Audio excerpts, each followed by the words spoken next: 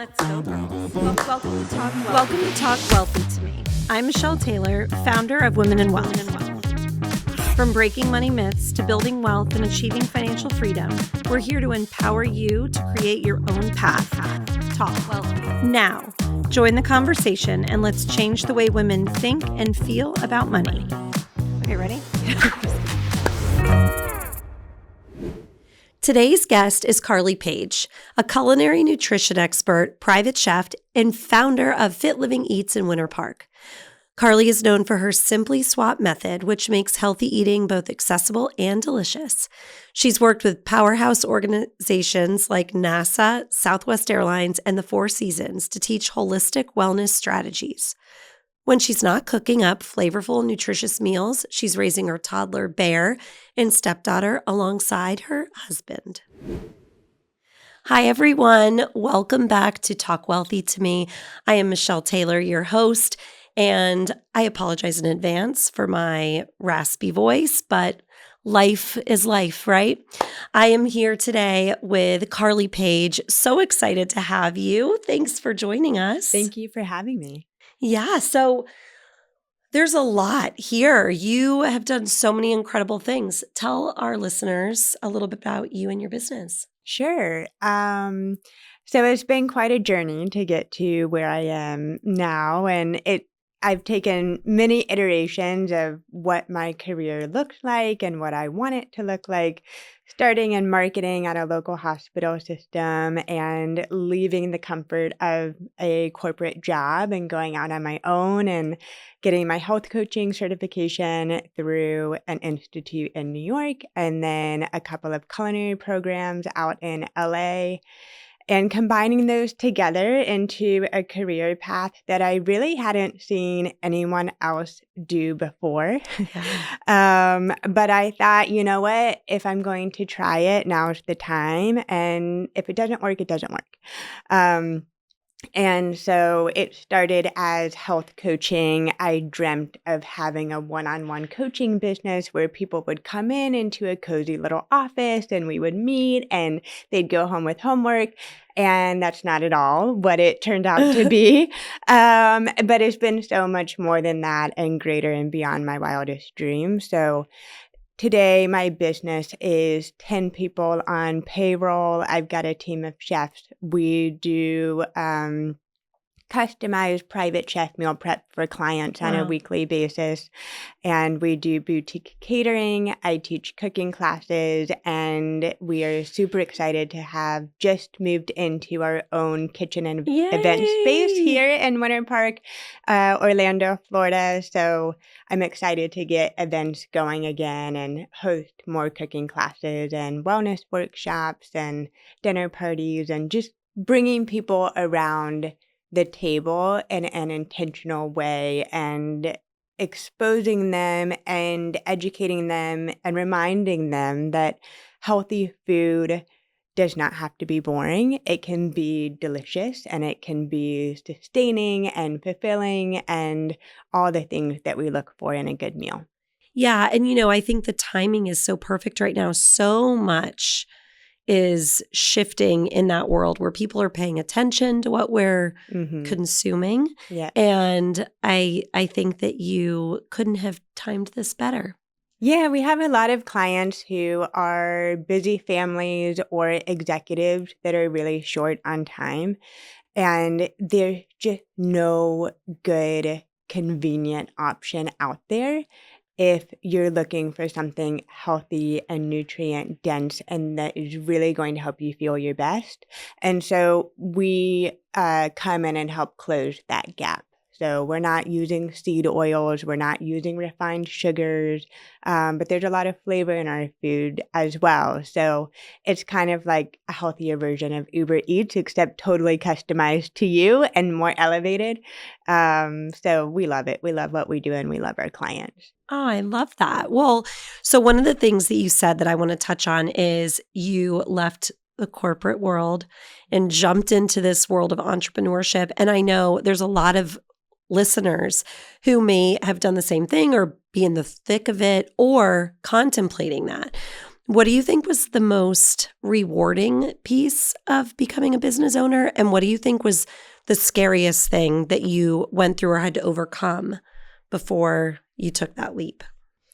That's a great question. I think the most rewarding thing is to know that the effort you put into something, you're going to reap the benefits of directly. And over time and owning my own business and having my own brand, I've had to evolve and adapt and change Mm. and go where the market is, where my passion is, where my life is. And I can do that because I'm the owner. Yeah. So it is without a doubt the hardest thing I've ever done. And I have a 15-month-old and did go through labor. But it's so rewarding too to have a certain level of flexibility within that hard work to define what my career looks like and where it goes. I think that the hardest part about leaving my corporate job was not paying attention to the people who advised against it because that's security, right? And to go out and do something different, and no real idea where those decisions of the health coaching certification and culinary programs were truly going to lead.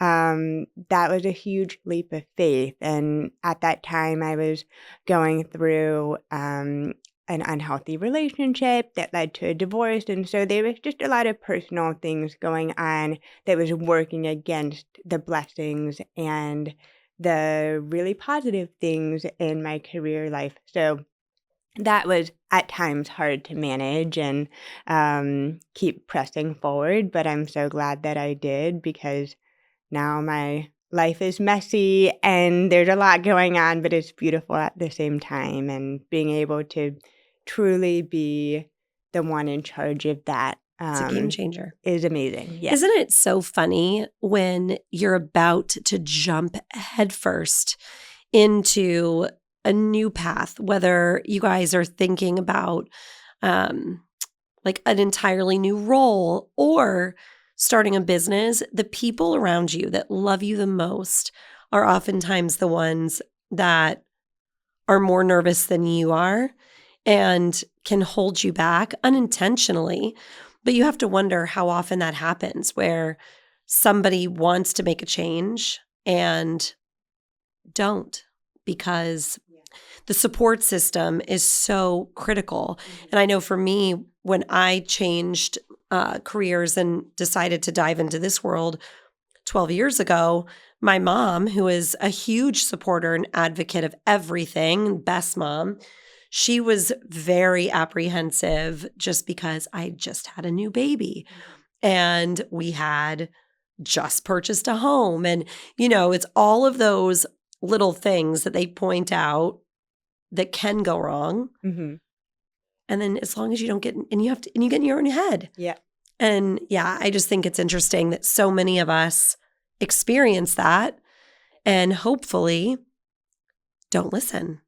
I've found when I think back of all the big moment shifters in my life, all it takes is one person to have believed in me and said, you should do it.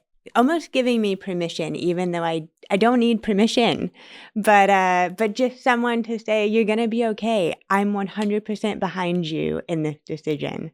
You don't need everyone, but No, it's so true. And it all goes back to community. And my friends all joke that I am a cheerleader for all of them. And I am a terrible influence in certain ways where, like if we're shopping with a friend or doing something, anything that is going to lead them to a happy place, I'm always the first one to say, you should do it. Mm-hmm. Go out on that first date or buy the shoes. And same with businesses. But the people that need it, I think, aren't really encouraged by it. And we always figure it out, Absolutely. It's It's the positive reinforcement of the village around us that is, I think, the difference maker. Mm-hmm. And you need some of that resistance too, to really feel your way through it, to know I'm making this decision for me, not for someone else. Yeah. If it were really easy, then it would be setting you up to fail because It's there's true. so many challenges in life in general, but also being an entrepreneur. And you have to know you and what you stand for and believe in and what you want. How did you prepare financially? Did you consider that before you made this jump? Or is it something that you had been saving for and having conversations with your family and your spouse to say, okay, this is how I'm going to do this? Or did you kind of build the plane while it was already flying? Both and Yeah. all of those things. I knew that I needed a minimum monthly amount in order to live. And so I made sure that I got little side jobs that helped meet that.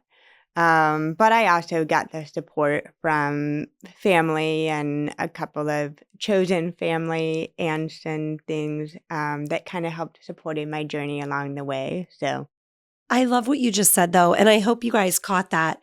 So, we talk all the time. It's so easy to sit here behind a microphone or behind a computer and say, have an abundance mindset.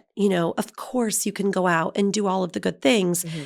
And people listening are like, oh, yeah, that's great. But I have an abundant mindset and I'm still struggling in this area. And I think where there's a will, there's a way, especially in this climate that we're in, and with social media, and people have the tools at their disposal to create a side hustle. Mhm. So I love that you did that. So basically, you had side projects that created that buffer that you needed monthly to make sure that your bills and your commitments were being met. Mhm. Even if it was less than you were used to, it was the bare minimum. Mhm. So then if you had a bad month when you were starting out, like we all do, it wasn't as big of a deal. And I hope that people listening, you guys, that is the best advice she just gave you. If you can figure out, even if it's just, hey, I really need to cover $700 a month, Mhm. how do you do it? Let's figure out a way to make the scary jump. Yeah. Find the side hustle. I mean, when my best friend and I decided to move to Italy after college, and I mean, she sold her car. We babysat. Uh-huh. My dog had puppies that we sold. I mean, it was wild. But again, You figure it find out. find the side hustle. And I think for anyone listening, it's a good, true test before you start a business of putting yourself through that. You've got to figure it out. The Mhm. grit of just make it happen. And I think I'm sure it served you well Yeah. in this journey that you're on. Yeah. I mean, even though my circumstances are different now, there are still things that I just have to figure out. And it's hard and it's challenging, but it's rewarding. And I think, too, when I made that decision and when I looked at entrepreneurs or self made business owners ahead of me, I felt like, well, I don't have the resources they have, or I don't have that, or it's not working. I mean, I think that because there's so much online and on social media, it can sometimes allude to overnight success, and that's not a thing. Um, but I also believe that if it is meant to be and it's in your path, doors and opportunities are going to open Yep. that you might never have anticipated. Um, because I have yet to meet one person who totally just did it on their own without the support of anyone else. And that doesn't have to be just financially, but it could be in any capacity. Um, but but there are doors that have slammed in my face, and there are doors that have continued to open in ways that it's like, all right, I don't really know about this, but I'm But just I'm going to take the going. next step. Yeah. And so just trusting yourself in that, I think, I is love that. important, and being open to that. We talk about when you have a kid Mm-hmm. and saying, it takes a village. And it truly does. You're a mom, 15-month-old Mm-hmm. and a stepdaughter Mm-hmm. who's 10. So I get the 10-year-old thing. But it does take a village with your kids, but it also takes such a village when you're an entrepreneur, Mm-hmm. or really, quite frankly, in life, Mm-hmm. right? You've got to find your people. And that should be a priority. And I feel like even kids that are graduating from college or graduating from high school, we need to instill that in them a little bit more, maybe, and just say, you're at a point in your life where hopefully you've come through life with some great friends. But now, it truly does need to be a priority of surrounding yourself with people that are going to give you the support you need, Mm-hmm. the friendship that you need, the loyalty, and also that are smarter than you in other ways, and start that as soon as possible. Mm-hmm. It takes a village. No matter what you're doing, it takes a village. Yeah, my dad was very adamant about my brother and I having internships instead of or with other jobs growing up. And so I did little 1-day, 2-day shadows here and there, or summer internships at different places, and having mentors set in place for us at different stages throughout our life, high school, college. And I think that was really key and helpful to what you're saying of building a tribe and a community and a support system of not just your peers, but other people too who can help guide you along the way. Yeah, and never to burn a bridge, Mm-hmm. because you just never know. The world is so small. It is. So growing up, what was your relationship with money? Like, as you started to become more aware, and then eventually we're on your own, do you feel that you were set up in a really good way? Or did you bring a lot of money stories or baggage with you that you had to unlearn? I think both. I think that my parents did a really great job of educating around money and the responsibility of that. I remember balancing my checkbooks with my dad back when cash was king, and but also I had my own observations to work through and figure out what I liked in that and what I didn't like in that. For example, my mom was a stay-at-home mom, and so she would get a allowance weekly or whatnot. And I remember her, it was almost like hiding purchases or hiding money to be able to spend it in a way that she might want to. Yep. And I just remember experiencing that and thinking, I always want a seat at the table Oh, I love that. to decide, be a partner in how the money is used, and so because of that, I always want to be working. I always want to be bringing in some kind of an income, and I think there's some truth to that, and also my observations as a teenager, and my parents, have their own dynamic and relationship and whatnot.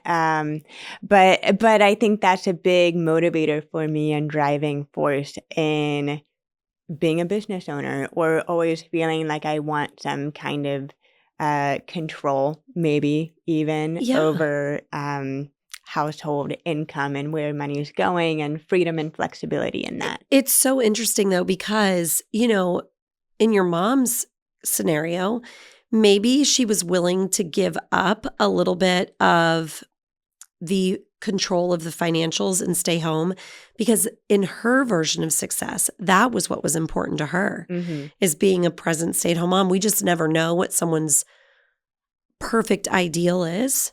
So I don't think that bothered her, the Yeah. whole hiding money. Like, You it's just funny. knew. We laugh about it Yeah. now. And so, everyone has different experiences of the facts and and so to her, it just is the way it is. And to me, it was like, I don't know how I feel about that. But that's what I mean. It's so cool to go through, and Mhm. perception is reality. Mhm. You just never Exactly. know. And then we get to determine what it looks like for us on the other side. Right. I remember sitting and watching my mom balance the checkbook and thinking, that looks like the most boring way to spend a Sunday. She always did it on Sundays. Oh, And I loved it. I'm like always going over my P&Ls and my so you're a numbers spreadsheets girl. and I love it. everything. Yeah, I love it. So I'm somewhat conservative when it comes to money, which is interesting to me because of all of the risk taking involved in being an entrepreneur and Yeah. a business owner. But yeah, I like to hide my money on under the mattress Yep. kind of girl. You know what's so funny? So many women that I've worked with personally, I say they're like squirrels because it's the same way. They've got all these different little accounts that they like to put money in. And I think it's just, we just like to gather it and know Yeah. where it is and put it somewhere. Mm-hmm. So shifting to your business a little bit, I think to your point, it's so important to have access to healthy, nutrients-dense food. What do you think are the most critical changes that someone can make that may be listening and think, yeah, I would love to, be a client of Carly's, but maybe that is not in the cards for them right now, but they're wanting to do better or focus on healthy foods. What are like those quick, easy things, like the dirty dozen, that you should buy organic or whatever, that you can think of that you would share with our audience and that you share with your clients? Yeah, that's a great question. A couple of things come to mind. I'm always educating on the perfect trifecta. So when teaching people how to build a nutritious plate, I encourage them to include 3 nutrients: protein, fiber, and healthy fats. A lot of times these days you hear protein, carbs, and fats. But if you're eating carbohydrates, you're not necessarily getting fiber. There's carbs in a donut, but that's not necessarily good for you Right. or will help you feel your best. Fiber is the thing that is going to balance your blood sugar levels and your energy, keep you full for longer. And if you're eating fiber, you're eating carbohydrates, which are our body's main source of energy. So fiber could be in fruits, vegetables, a whole grain, that's going to be a little bit more nutritious for you. So protein, fiber, healthy fats. And then I've kind of come up with a term called the Simply Swapped method, and looking at your everyday ingredients and asking, how could I swap it for something maybe a little bit more nutrient dense? So I like to approach nutrition by asking, what can I add to my day or my plate, instead of what are all the things that I need to remove or Yeah. can't have, because then we want it It's more. restrictive. Exactly. So an example of a simple swap might be, instead of all-purpose flour, maybe using almond flour and oat flour, and trying to kind of understand how those ingredients work in something like a muffin. So just finding little everyday ingredients that maybe there's a more nutritious alternative for, that you can just swap out to elevate what nutrients are going in your body. And when you say nutrients dense, do you mean, for the audience, just something that is less processed and has more of the nutrients Exactly. in its pure form? Right. So back to my example of the flours, all-purpose flour is extremely processed to where you're left with really a small piece of the original food that's been so stripped of the fiber and the vitamins and the minerals that you're really not getting anything from it. and your body processes that as it would sugar. Whereas almond flour Wow. is made from almonds that has protein and healthy fats in it. Oat flour is made from whole oats that are ground up, so fiber, healthy carbohydrates. So yeah, just looking for less processed things that are kind of back to the basic is what I like to call it. And just simplifying what you're eating, what you're buying, trying not to buy so many things in a box. Can you pronounce the ingredients? Do you recognize them? Could you make that at home? And once you start asking those questions, you realize it's really hard to find healthy, convenient food. So, what are some little quick things that you can make at home that you can feel good about eating and feeding, giving to your family or your kids? Well, and I think convenience is such a thing that stands in the way for so many women because it's just less work to grab something or to go out to a lunch with clients or coworkers. And it takes a little bit more time to meal prep and to plan. But to your point, and that's where you come in, because if you don't have the time to do that, I know it's a luxury for some people, but it's a convenience tax, I always like to say. Right.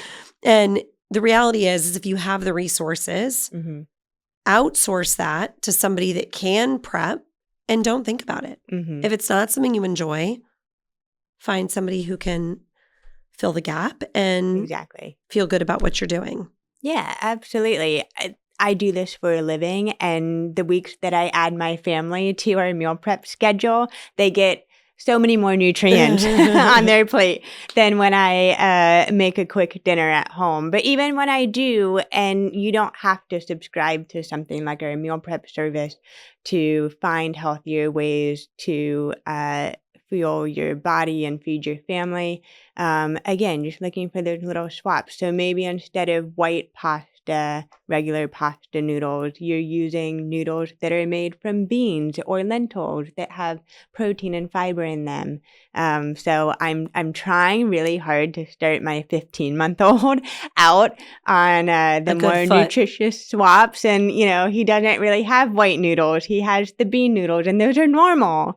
And it works so far, but we'll see as he gets older. My 10-year-old a little bit more picky. I know. It's like when they're little, they'll eat and try so many things. And once they're just old enough to have an opinion, it gets really hard. My kids are just coming back around to now being excited of trying other things. And it's been really nice. Yeah, it's great. I think it's so interesting, like even speaking on the pastas, if you're gluten sensitive, which I happen to be, I don't adhere to it because it doesn't make me feel bad. And that isn't always the best thing. I kind of wish sometimes it give me that extra step of discipline, but it's also the way we process everything. Like when you go overseas, it doesn't matter. So one of the things that I do, and for anybody listening who has never perused the aisles at like a Home Goods, there's a ton there that is made in Italy, pasta-wise, and even like sauces, different things that have much stricter requirements on what they can put into it. The pasta, it's made with semolina flour, different things. And even if that's like an easy baby step swap to get to some of the other things, it's those little things that you don't have to think about. Everybody, the craze now, making your own breads at home. We were just talking about that before the show. I have not made it to that yet. It's a whole thing. It is. I have a very dear friend that basically I feel like she is the queen of sourdough and makes it look so easy. And I tried and it worked a couple of times, but it's a lot of work. It is. My sister-in-law thought it'd be really great for her, my mom, and I to start a little sourdough club. and she gave me a starter 1 month after having my son. Oh, yeah, good luck. I was like, I don't think I can feed him and feed the starter, and so one's gonna have to come before the other.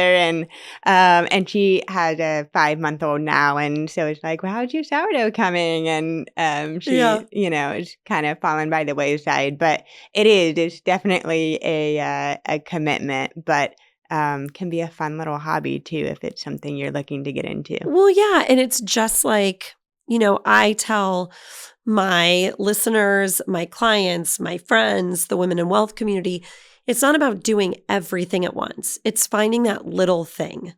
And it's all about mindset. Mhm. Something that you said that I think is so interesting and relates back to what I have taught is instead of setting up budget plans for people, I always talk to them about having a spending plan. Mhm. And just like you said, I don't want to talk about what I take out of my diet, but what can I add into it? Right. And you guys, the secret sauce, the hack to all of this is mentally finding out the way that you can work it into your routine and have your brain stick to it, putting a positive spin on it, whatever that needs to be.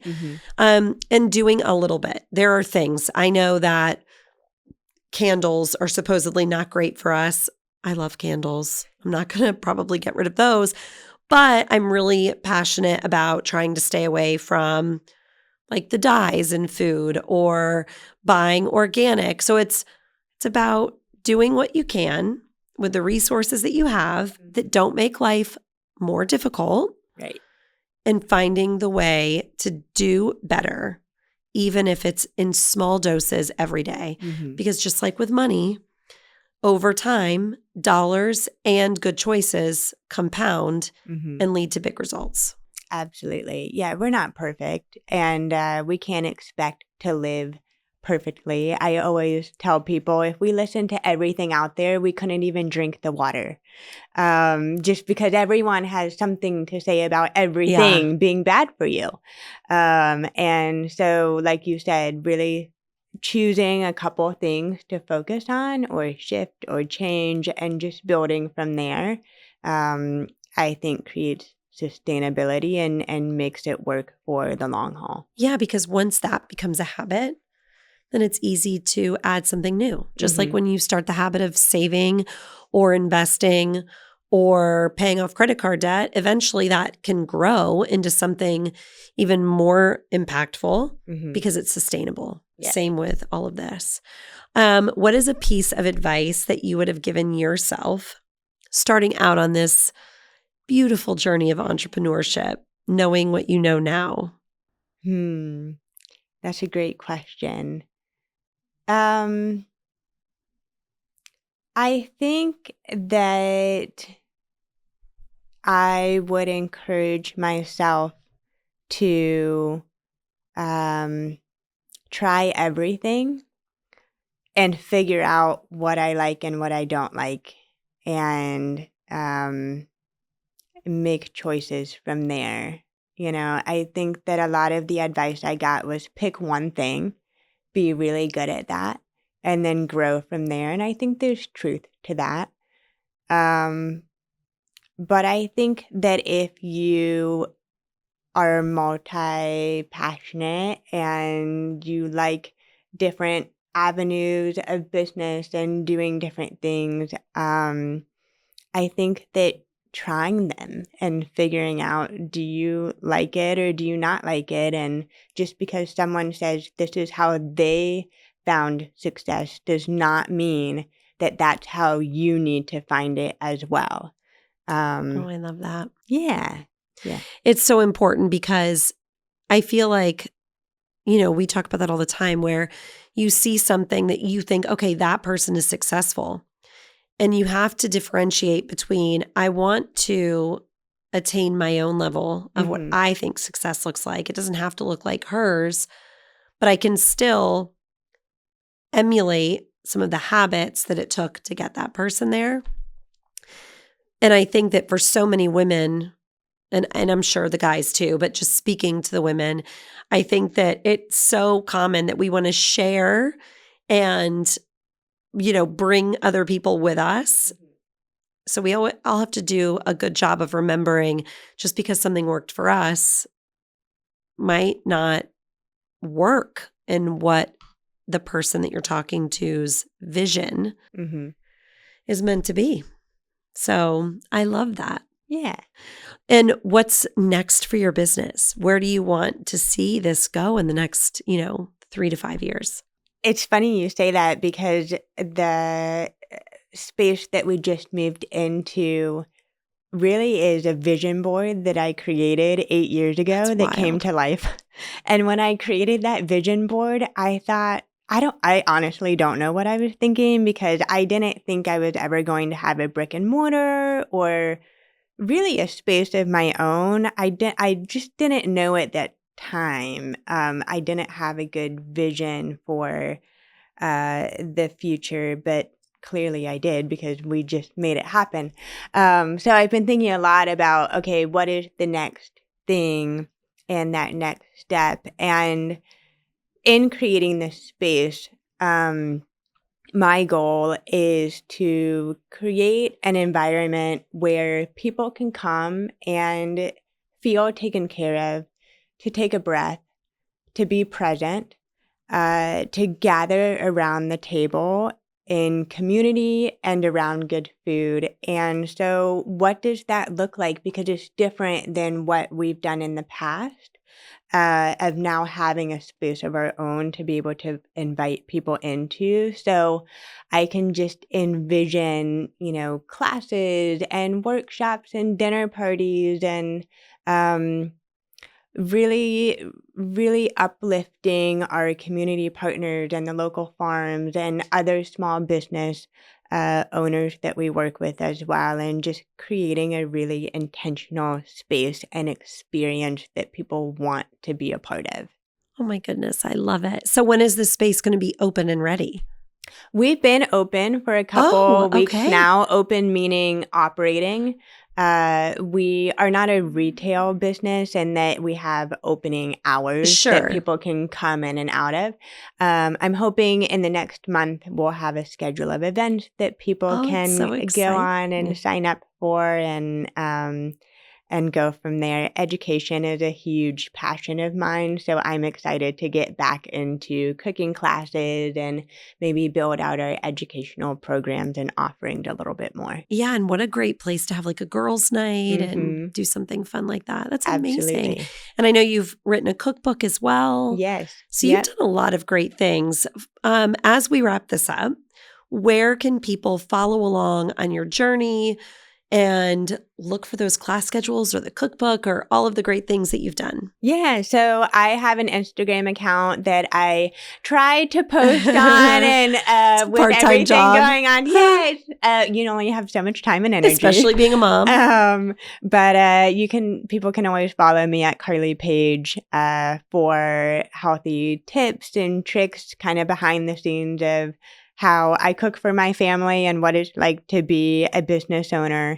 You can go to FitLivingEatsWinterPark.com for our local services and class schedules. And the cookbook is available as a digital copy on Amazon for anyone who's interested. I've somewhat depleted the printed supply, and I would love to come out with a second edition before ordering more. So TBD on that. Okay. But Amazon, Instagram at Carly Paige, and FitLivingEatsWinterPark.com. And we'll put all of that in the show notes to make sure that everybody listening can follow along and find one little thing at least to be mindful of on their health journey. And yeah, I mean, I'm so appreciative of the work that you do. It's incredible. And thank you so much for joining us today. Absolutely. It was fun to be here. Thank you. You're welcome. And as always, I'm so thankful for all of you listening. Don't forget to like, subscribe, share, and let's change the way women think and feel about money together.